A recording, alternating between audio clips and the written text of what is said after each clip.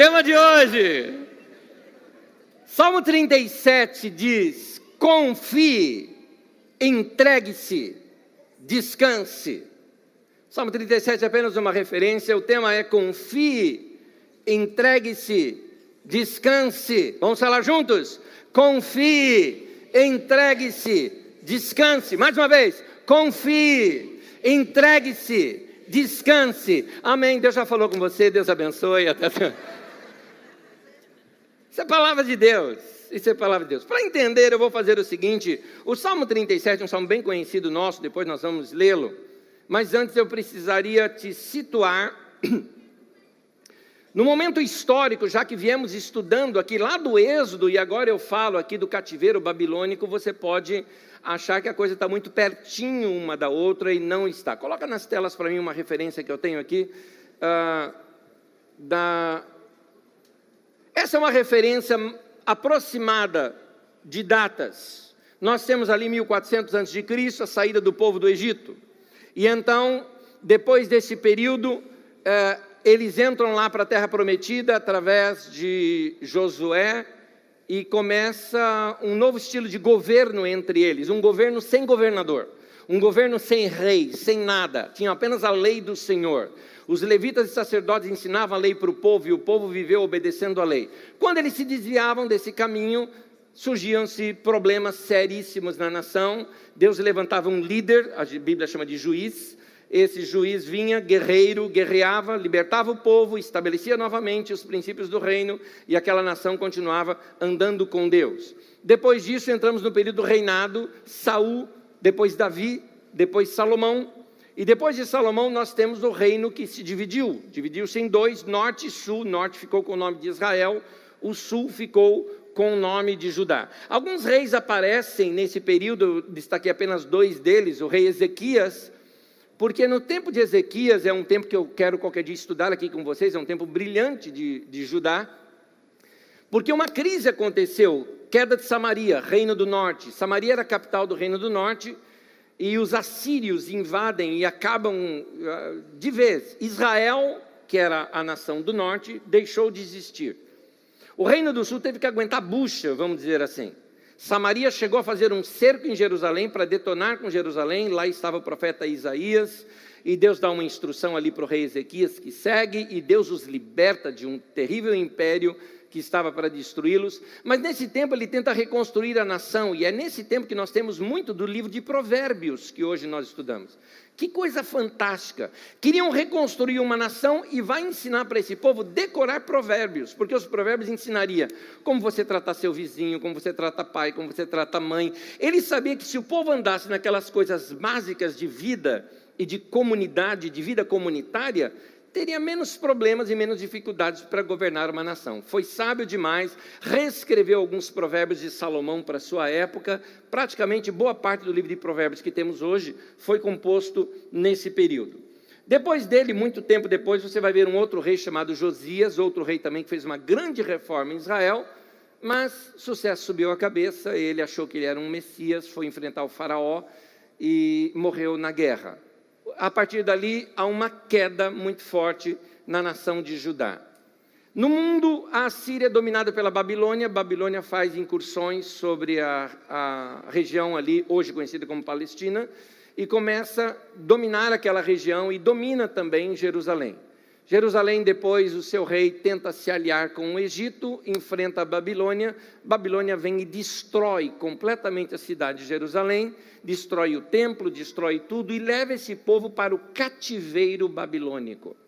Muitas pessoas pensam que o cativeiro babilônico foi de 70 anos, baseado na profecia de Jeremias. É uma leitura um pouquinho distraída da profecia, porque a profecia diz: ao se cumprir 70 anos para a Babilônia, ou seja, não é 70 anos de cativeiro, mas 70 anos que se desse em Babilônia, seria esse povo liberto. Então ficaram ali mais ou menos uns 52 anos, aquele povo ficou cativo em Babilônia.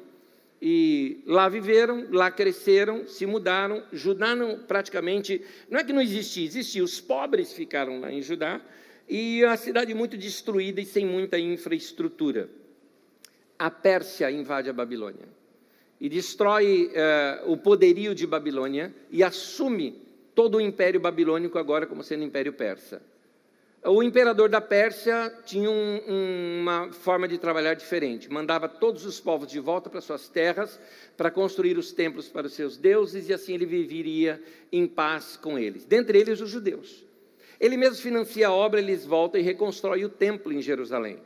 Então, através ali de Zorobabel, depois de Esdras, e tem ali o livro de Esdras na Bíblia, Esdras e Neemias, eles reconstroem o templo. Anos depois, Neemias, também que ficava na Pérsia, pede autorização do rei, vem para reconstruir os muros da cidade, assim fortalecer a cidade e organizar novamente Jerusalém.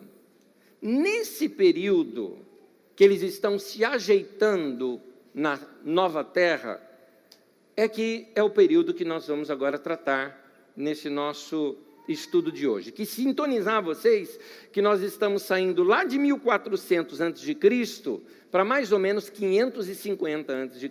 Então nós estamos aqui dando um salto de quase 900 anos na história que nós vínhamos estudando, um outro contexto, e é nesse contexto que o Salmo 37 é escrito, mas vamos aprender um pouquinho mais. Nesse período, Judá, que era essa nação ao sul, que só existia ela agora, estava experimentando certa liberdade religiosa, mas pagavam alto tributo por suas terras à Pérsia. Como ali não havia minas de ouro ou coisa parecida, a maneira deles pagarem seus altos tributos para a Pérsia era através da produção agrícola.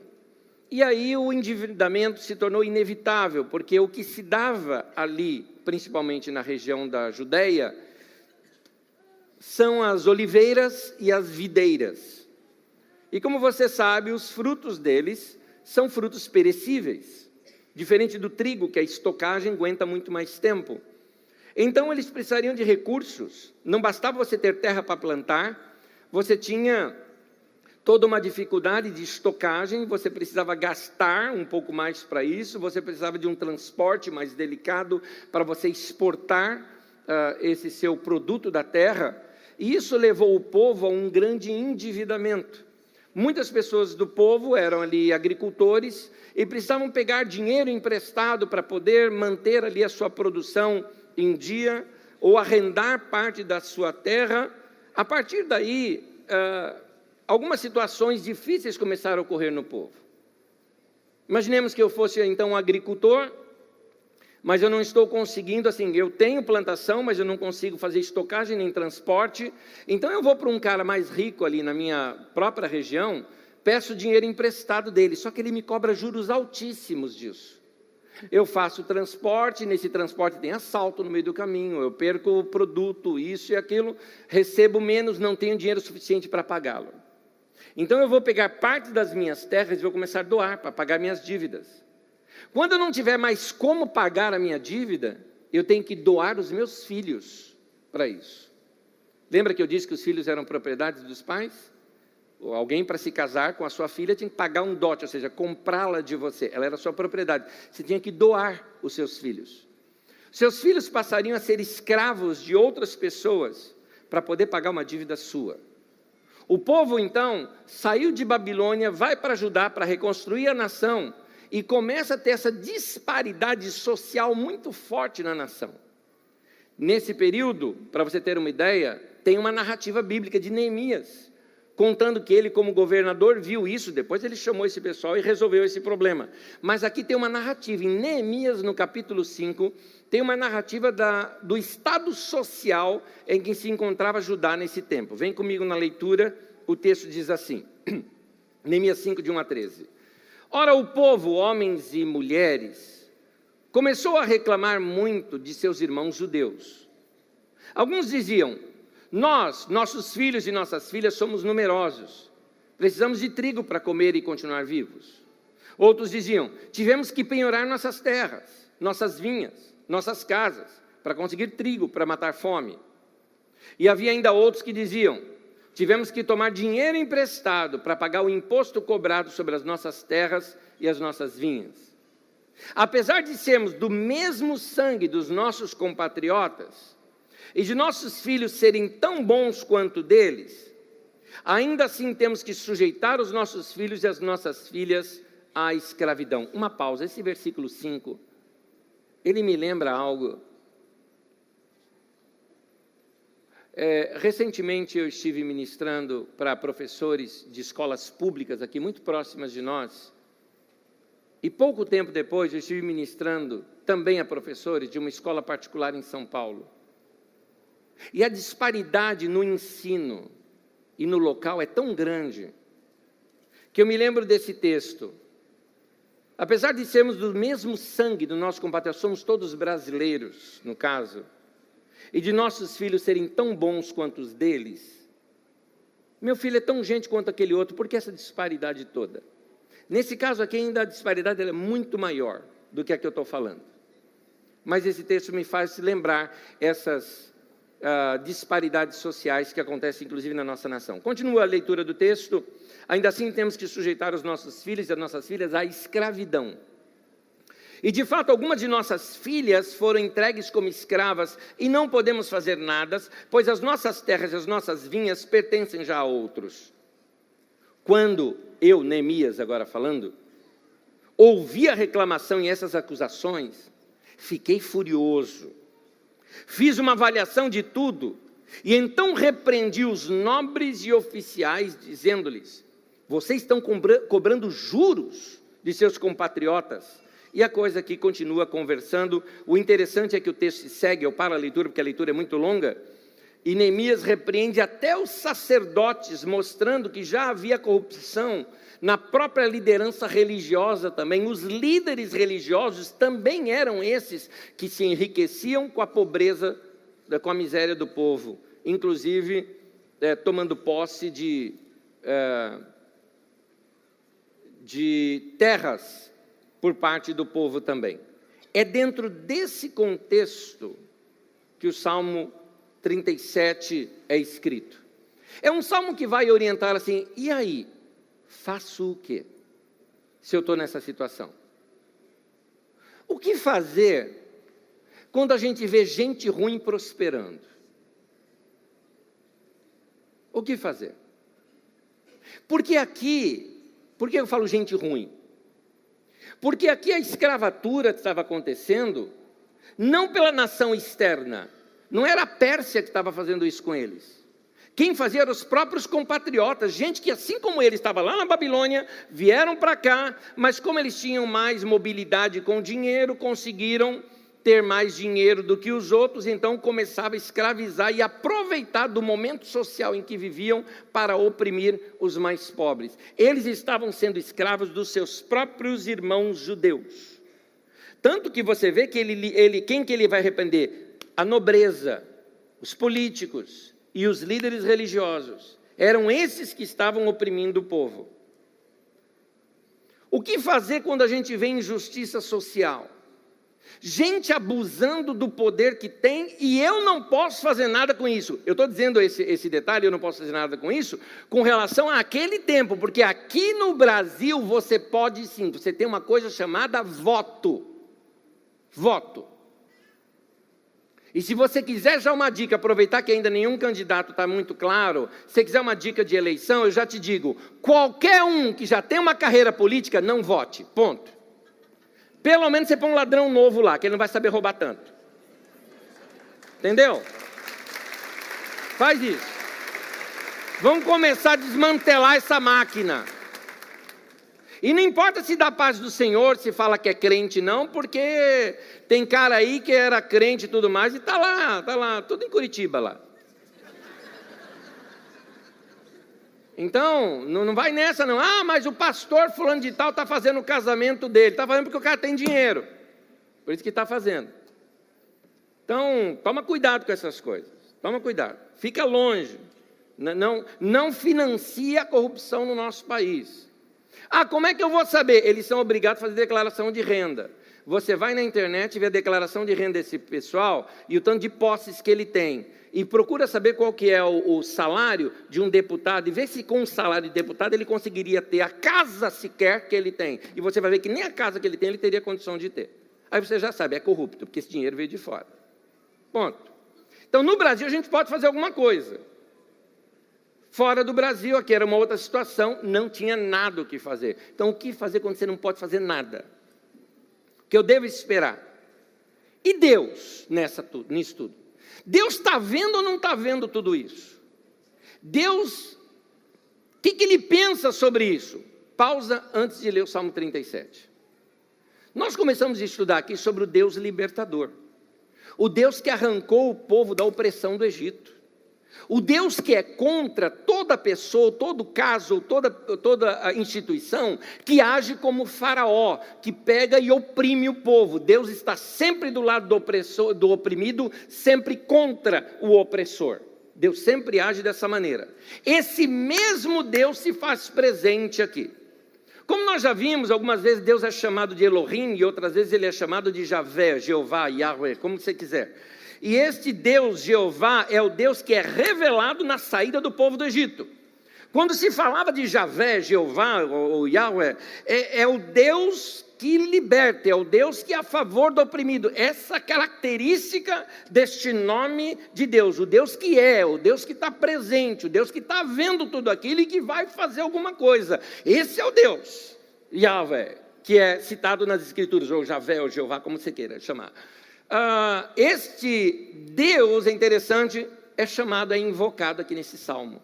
Todas as vezes que aparecer a palavra Senhor nesse salmo, ou sobre Deus, é essa palavra que está por detrás. É isso que o salmista tinha em mente. O salmista quer ensinar aquele povo que aquele mesmo Deus que lá no Egito os libertou da opressão do faraó, era o mesmo Deus que agora iria agir em favor deles, contra a opressão dos seus próprios irmãos na sua própria terra. Deus faria isso com eles. Salmo 37, agora nós vamos ler o texto. Diante desse contexto, o texto ganha um novo significado para vocês. A maioria de nós conhece trechos desse texto fora do contexto, e agora, dentro do seu contexto, você vai perceber a linguagem que Deus estava transmitindo nesse texto. Eu te recomendo ao longo da semana meditar nesse salmo. Eu não vou lê-lo inteiro porque ele é muito grande, vou ler um trecho apenas dele, talvez menos da metade dele vou ler aqui com vocês, e depois ao longo da semana vocês estudem, meditando e vendo outras nuances desse mesmo texto. Salmo 37, escrito nesse tempo, referindo-se a essa situação, diz assim: não se aborreça por causa dos homens maus, e não tenha inveja dos perversos, pois como o capim logo secarão, como a relva verde logo murcharão. Confie no Senhor e faça o bem, assim você habitará na terra e desfrutará segurança. Deleite-se no Senhor e Ele atenderá aos desejos do seu coração. Entregue o seu caminho ao Senhor, confie nele e Ele agirá. Ele deixará claro como a alvorada que você é justo e como o sol do meio-dia que você é inocente. Descanse no Senhor e aguarde por Ele com paciência. Não se aborreça com o sucesso dos outros, nem com aqueles que maquinam o mal.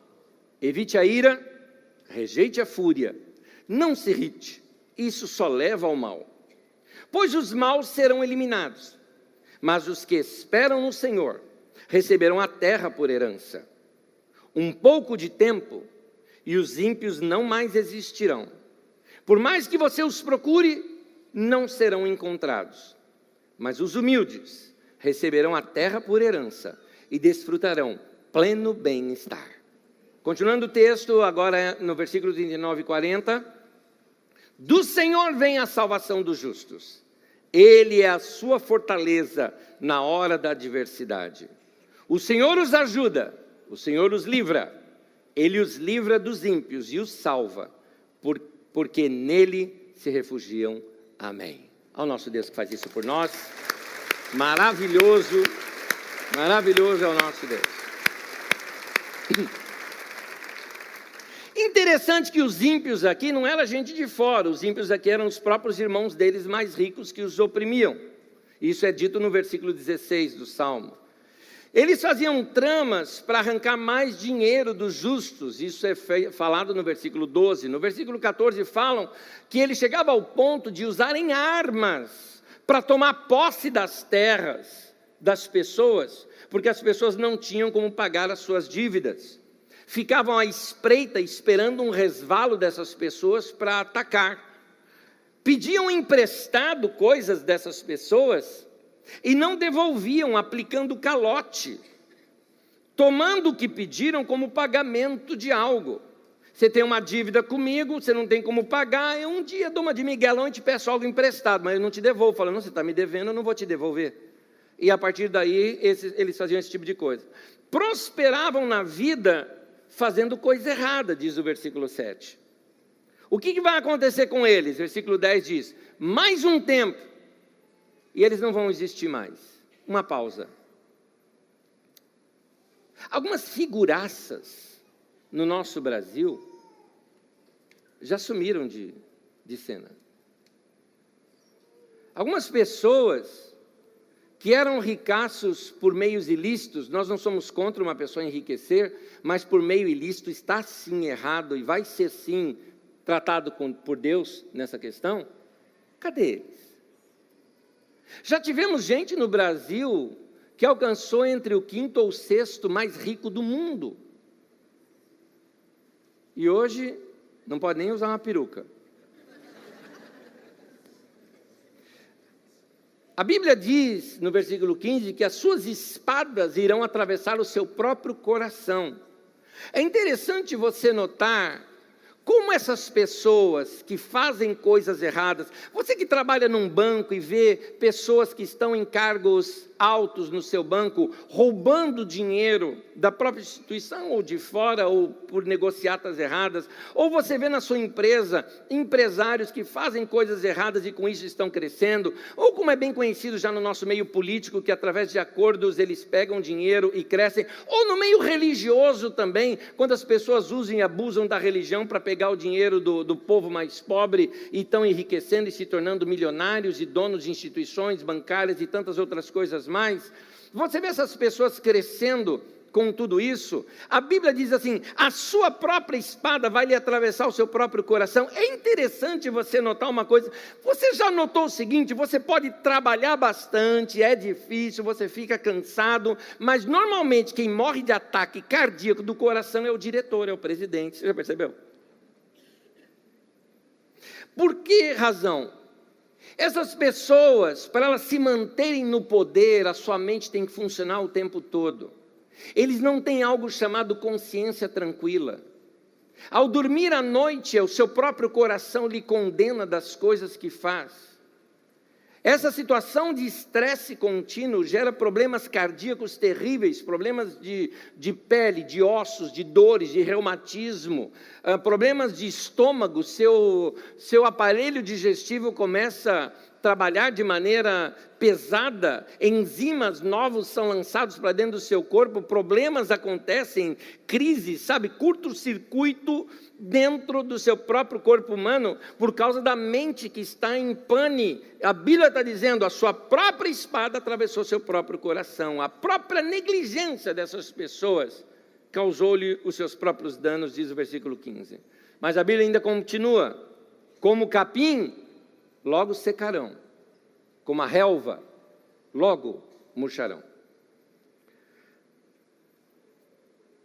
No Salmo 37, no versículo 20, diz assim, mas os ímpios perecerão, os inimigos de Jeová, os inimigos do Senhor, porque o Senhor é o Deus libertador. E eles são vistos como os inimigos do Senhor, eles vão murchar com a beleza dos campos, vão desvanecer como fumaça, Deus os chama de inimigos dele.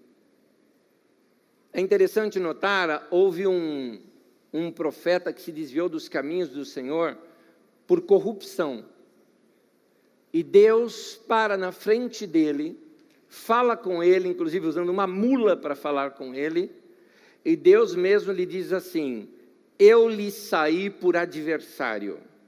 A palavra adversário usada ali, a mesma palavra usada na Bíblia para Satanás, para o diabo.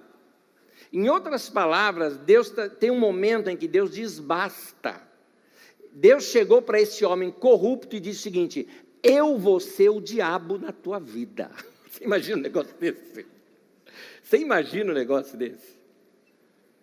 E aqui o texto está dizendo, essas pessoas são os inimigos do Senhor. Deus está vendo. Se tornaram inimigos do Deus libertador, inimigos daquele que libertou o povo do Egito. O que fazer quando nos sentimos oprimidos? Esse salmo ele nos dá alguns princípios para que nós saibamos como lidar com a opressão. Seja ela esta social que eu lhe estou falando, ou seja aquela opressão mais próxima de você, que tem a ver com outras situações da vida. Um marido que te oprime, uma mulher que te oprime, um ex-marido ou uma ex-esposa que te oprime psicologicamente. Chefes ou lideranças, seja do seu trabalho ou do que for, que começam com perseguição sobre você e opressão sobre você. Políticos corruptos, líderes de empresas ou bancos que abusam do poder contra todo e qualquer tipo de opressão, até opressão religiosa. Gente que te domina através da religião e te escraviza através da religião. O que fazer quando essas pessoas nos oprimem? E o que fazer quando você olha para elas e parece que elas estão se dando bem e não você? Você trabalha e é difícil, esse camarada faz tudo errado, tem lá a grana o tempo todo, viaja, iate, sai, passeia, e você lá ralando o tempo todo, o cara fazendo coisa errada e está com grana, você fazendo coisa certa e está apertado. O que fazer? Eu tenho 2 conselhos para vocês e vários no meio deles, mas pelo menos esses 2 resumem. Primeiro deles, não tenha inveja de gente ruim. Eu acho que isso a gente precisa falar para ser firme isso para nós. Vamos falar isso? Não tenha inveja de gente ruim. Tem gente que maquina o mal. Na tua área profissional, você conhece gente ruim? Na minha eu conheço. É verdade. Eu confesso para vocês que esse texto, quando... deixa eu até voltar aqui para eu localizar exatamente como está dito aqui. O texto da Bíblia Sagrada, ele fala assim, descansa no Senhor, aguarde com paciência, e aí diz o texto, evite a ira, rejeite a fúria, não se irrite, isso só leva a mal. Eu confesso, eu tenho muita dificuldade, tenho que me lembrar desse salmo de vez em quando. Porque eu confesso para vocês que me sobe nos nervos quando eu vejo gente usando, estou falando da minha área, de religião, quando eu vejo gente usando a religião para oprimir o povo. Ou gente sendo assim, mau caráter e sem vergonha, usando a sua posição. Eu passei uma situação uma vez, eu morava num outro lugar, levei o carro para o Lava Rápido, deixei o carro lá no Lava Rápido e voltei para casa, que era pertinho da minha casa, e eu esqueci. E deu horário de fechar o Lava Rápido, esqueci meu carro lá. Aí eu fui, o lugar estava fechado, tinha segurança lá. Aí eu fui lá, bati um papo com segurança, tal, né? Eu falei, tal, ele falou, não, tudo bem, seu nome, eu falei, olha, eu posso dar alguns detalhes do carro, o carro tem isso por dentro, a placa dele é tal, você vai dentro do carro, tem uma coisa assim, dentro do porta-luva, você vai encontrar tal coisa, você vai ver que eu realmente sou dono do carro. Eu falei, não, eu entendi, tudo certinho, vamos pagar o valor é tanto, eu paguei lá o valor, peguei o meu carro e saí. Ótimo, tudo bem. No dia seguinte, eu voltei lá, eu tinha 2 carros naquele tempo, no dia seguinte eu voltei lá para deixar o outro carro. E quando eu levei o outro carro no dia seguinte, eu vi lá o dono e eu comecei a conversar com o dono. E eu falei com ele, estou deixando meu carro, depois eu vim buscar. Quando eu fui buscar, né, eu falei, quanto que é, né? Ele falou, olha, é tanto desse, tanto do dia anterior. Aí eu falei para ele, olha, na verdade o de ontem eu já paguei. Eu paguei aqui para o segurança que estava aqui, né? Aí eu retirei o carro. Mas assim, se você tem dúvida, o segurança está aí, não, ele não está. Eu falei, irmão, se ele não está, então eu pago novamente. Mas tudo bem, depois você vai checar com ele, você vai ver, fica de crédito aí, eu pago. Depois, não, de maneira alguma, que isso, você é cliente nosso, não tem problema, não. Esse segurança, eu vou te falar, meu cara. O cara já me roubou dinheiro demais aqui. E esse sem vergonha ainda é pastor. Aí o cara ainda remata, falou, essa raça, eu vou te falar, viu? Ô raça! Imagina a minha cara. É óbvio que assim, se o cara me deixou sem graça, eu vou deixar ele sem graça também, ele me deu essa liberdade, né? Eu falei, agora é que eu faço questão de pagar também aqui para você, porque no caso eu também sou pastor. Não, me desculpe, eu sei que nem todo mundo é igual. Eu falei, é verdade, nem todo mundo é igual, mas eu pago por causa desses camaradas. É terrível, gente, é terrível. Alguns anos atrás, eu era solteiro ainda, não tem como esquecer isso, porque foi marcante para mim.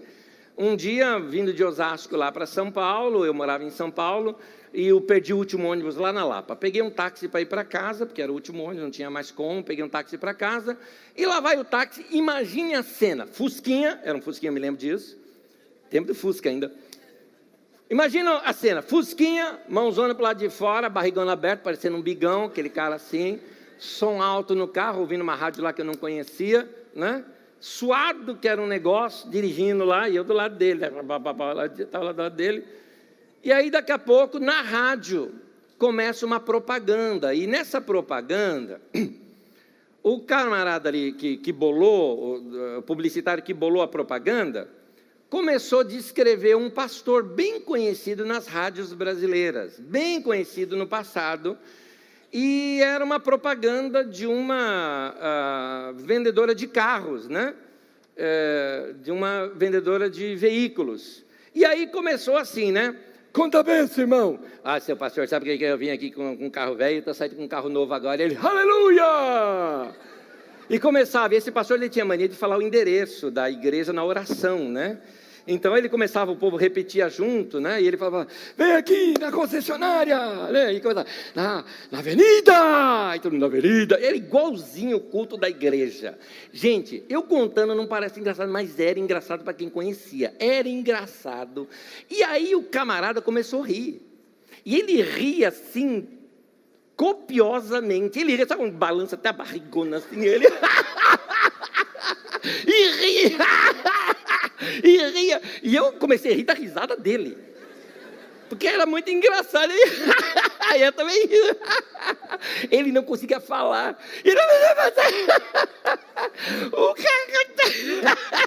e eu tentando esperar ele falar, esses pastores são todos sem vergonha mesmo, né?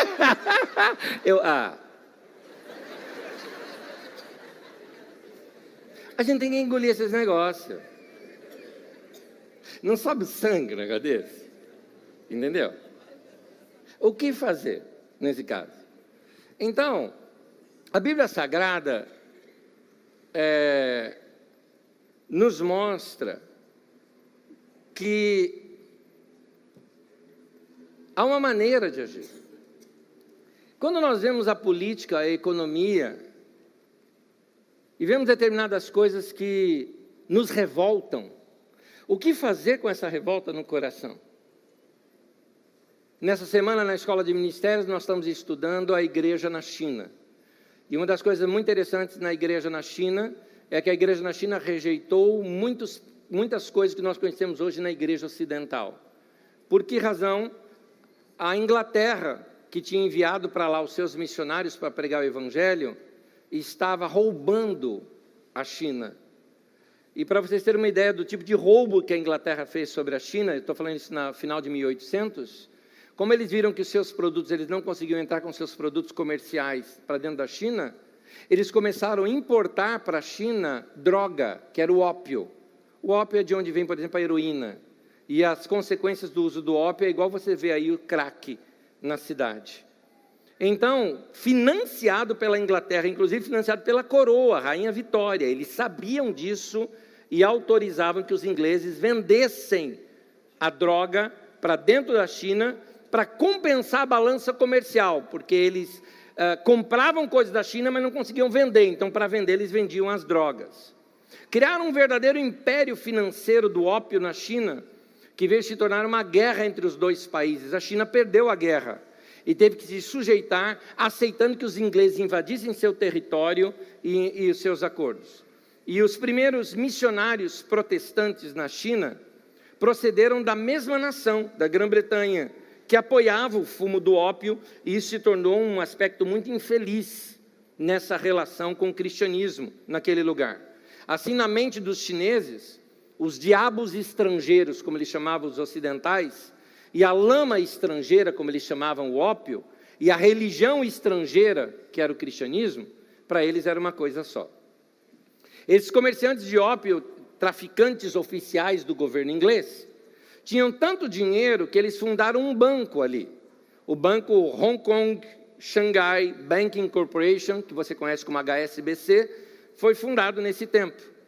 Então era fundado por banqueiros, que aí você vê sinônimo, né? Banqueiro, traficante, lavador de dinheiro, sonegador de imposto. Qual a diferença entre eles?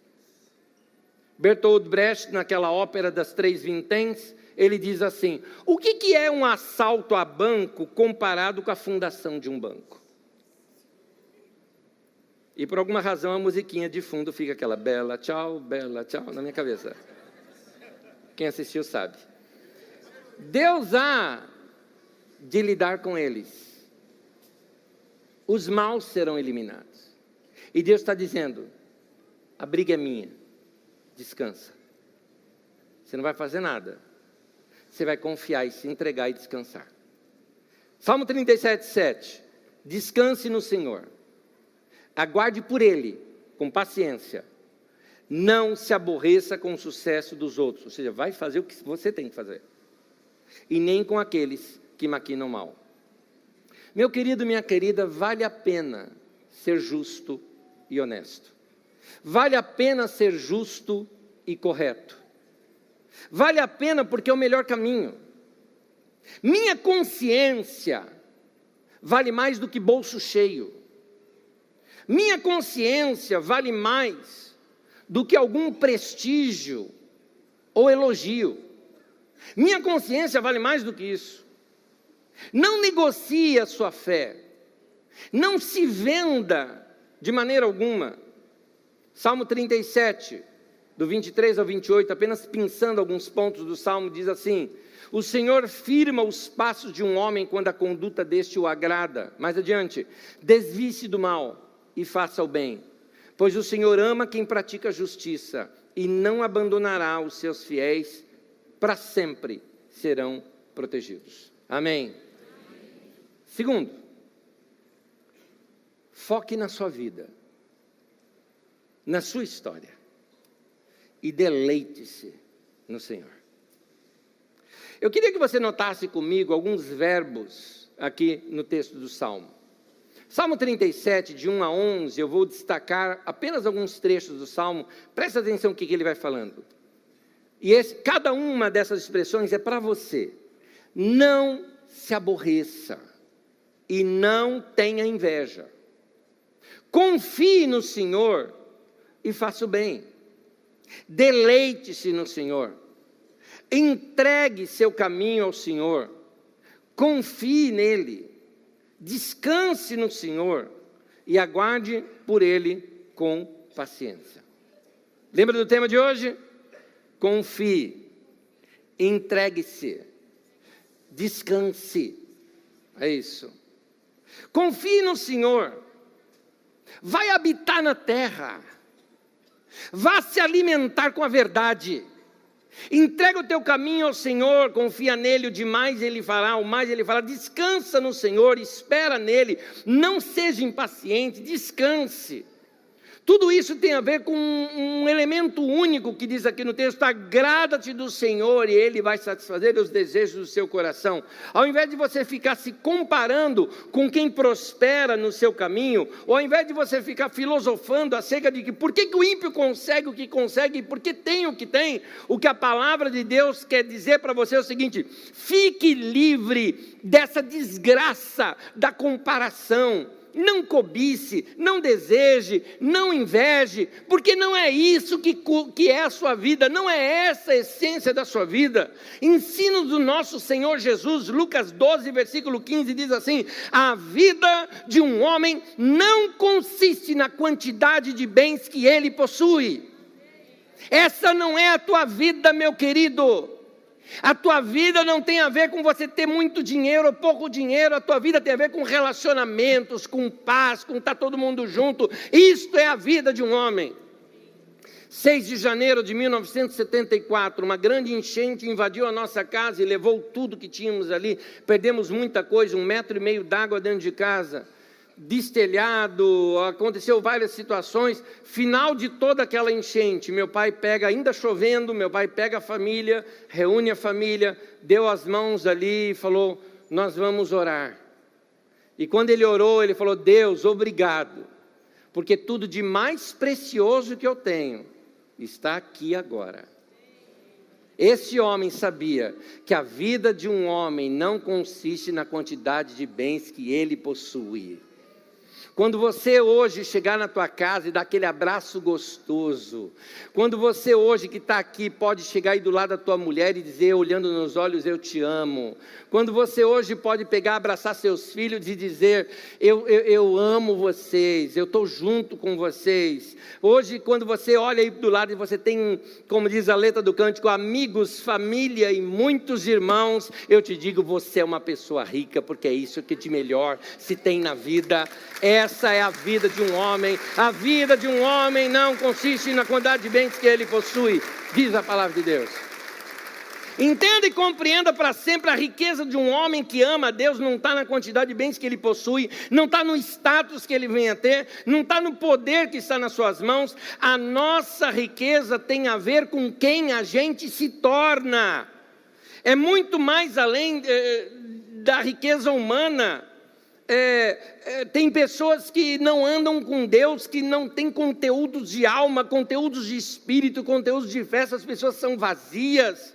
Mas a nossa riqueza tem a ver com quem a gente se torna e não com aquilo que a gente tem. Tem a ver com aquela construção do nosso ser e não dos aparatos que estão aqui ao nosso redor da nossa vida. Olha o cargo que eu tenho, eu dirigi essa empresa, olha esse nome que eu tenho, olha o quanto de dinheiro que eu tenho, você viu meu carro novo? Não tem a ver com isso a nossa vida, tem a ver com quem eu sou, com quem eu me tornei. Isso é minha riqueza pessoal. A nossa riqueza está em quem nos tornamos quando a palavra de Deus renova a nossa mente. A palavra de Deus renovou a nossa mente, a palavra de Deus renovou a sua mente. Você pode dizer assim como eu não sou um animal. Eu, quando amo alguém, eu amo sem interesse, eu amo sem querer tirar nada da pessoa. Meu Deus mudou meu coração, minha mente está renovada, eu posso repartir o que eu tenho, sem dor de apego no coração nas coisas materiais. Eu posso orar pelo meu inimigo, eu posso perdoar o meu inimigo, e se meu inimigo tiver fome, eu vou dar de comer, se ele tiver sede, eu vou dar de beber. Eu vou fazer isso porque Deus mudou meu coração e renovou minha mente. Jesus mudou meu coração e hoje eu tenho o quê? Eu tenho um espírito sereno, quebrantado. Eu lido com o meu desejo de vingança e jogo fora. Eu quero ter minha mente pacífica. Eu quero ter meu coração feliz com o que eu tenho. Eu não quero ter inveja das coisas que outros possuem. Meu querido, no tema de hoje, confie, entregue-se, descanse. Não tem inveja desses outros. Mas a vida está apertada. O teu Deus está ouvindo o teu clamor. Vai chegar um dia em que o próprio Deus vai falar como Moisés falou para aquele faraó: deixa o meu povo ir. Tempo de libertação vem. Deus age dessa maneira. Eu tenho mais coisas para te dizer. Fique em pé comigo que nós vamos terminar. Esse descanso, meu irmão, descansa em Deus, tem a ver com paz. Descansa, meu irmão. Seja livre das neuroses, das paranoias, de quem quer crescer na vida a qualquer custo. Esse descanso, de descansar em Deus, tem a ver com expulsar a ansiedade da alma, e instalar ali aquele estado de confiança em Deus. Confiar no amor de Deus, aquele que você pode dizer com confiança: se Deus é por nós, quem será contra nós? É disso que é feito um homem ou uma mulher segundo o coração de Deus. Ele ou ela só se torna assim no caso você e eu, se estiver estabelecido no nosso coração, vou usar algumas expressões que você vai entender melhor. Um namoro profundo, uma paixão arraigada pela vontade de Deus. Eu desejo a vontade de Deus. Eu desejo o reino de Deus. Se seu coração tem esse prazer imenso de pertencer a Deus, ao Deus da vida, confiar em Deus, descansar em Deus e se entregar a Deus, é isso que é se deleitar no Senhor. É isso que significa entregar o teu caminho ao Senhor, confiar nele e saber que Ele vai fazer tudo. Amém? Último texto. É uma repetição do que nós já vimos. Salmo 37, de 3 a 5. E o texto, dentro agora de todo esse contexto, fica mais claro para nós. Vamos ler um versículo de cada vez? Leia junto comigo o primeiro versículo. Confie no Senhor e faça o bem, e assim você habitará na terra e desfrutará segurança. Palavra de Deus para você, um por vez. Confie. Confie. Confie, vai fazer o bem, querido. Tem um monte de gente fazendo mal, vai fazer o bem. Tem um monte de gente roubando, eu não vou roubar. Ah, tem gente que está roubando e está se dando bem, depois ele vai se dar mal. Eu não estou roubando, estou ganhando pouco, mas de pouco em pouco eu vou crescer. Vou crescer de modo honesto. Eu vou poder chegar em casa e falar para os meus filhos, segue os meus passos. Vou ter orgulho de você se você fizer que nem eu fiz. Faz isso. Você não precisa dessas coisas. Continuando o texto, põe o texto para mim de novo, versículo 4. Vamos ler só o 4. Deleite-se no Senhor, e Ele atenderá aos desejos do seu coração. Está aí. A gente também tem desejo. A gente também tem. E esses desejos, daqui a pouco Deus fala que essa é a mesma coisa, eu vou abençoá-lo. Talvez alguns de vocês tenham até sonhos, falam, poxa vida, eu queria tanto um dia experimentar. Deus dá. Deus dá. Deus move o mundo se for necessário para abençoar você. Ele faz. Deleita. Teu tempo vai chegar. Aguarda. Último. Junto comigo, 5. Entregue o seu caminho ao Senhor. Confie nele e Ele agirá. Acho que esse texto fala por si mesmo, não é? Entrega e confia. Entrega e confia. Fica assim como o tema de hoje. Confia. Entregue-se. Descanse. Deus vai fazer o resto. Amém? Feche teus olhos e ora comigo. Queria que você respondesse essa oração, repetisse essa oração comigo. Diga, Senhor, eu te entrego a minha vida nas tuas mãos. Senhor, te chamo assim, porque tu és o dono da minha vida. Vou andar nos teus caminhos. Eu quero andar pelo caminho dos justos. Vou fazer o que é correto. Não vou invejar os ímpios.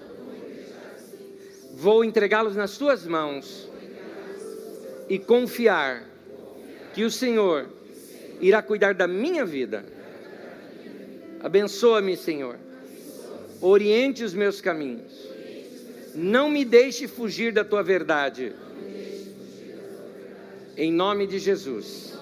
Certamente que a tua bondade e a tua misericórdia me seguirão todos os dias da minha vida. E eu vou habitar com o Senhor para sempre, por longos dias. Amém.